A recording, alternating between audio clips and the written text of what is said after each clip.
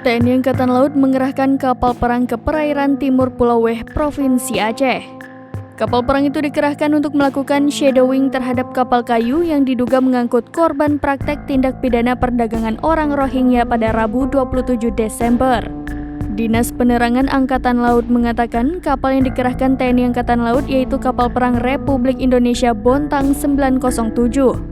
Kejadian bermula ketika TNI Angkatan Laut melaksanakan patroli dan menerima informasi dari Kuskamla Koarmada 1 soal adanya keberadaan kapal kayu.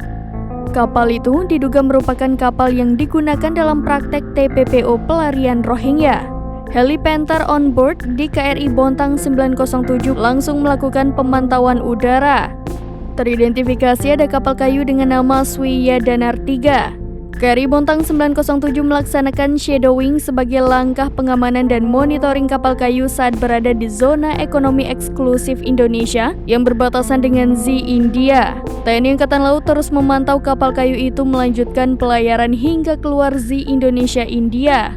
Pemerintah Indonesia bertekad memburu para pelaku TPPO khususnya pada permasalahan yang terjadi di Aceh. Terkait hal itu, Kepala Staf TNI Angkatan Laut Laksamana TNI Dr. Muhammad Ali buka suara. Ia menegaskan bahwa seluruh jajaran prajurit TNI Angkatan Laut agar senantiasa meningkatkan kesiapsiagaan operasi dan merespon cepat informasi yang diterima. Selanjutnya melaksanakan kerjasama dan bersinergi dengan instansi terkait khususnya dalam menjaga keamanan wilayah perairan Indonesia.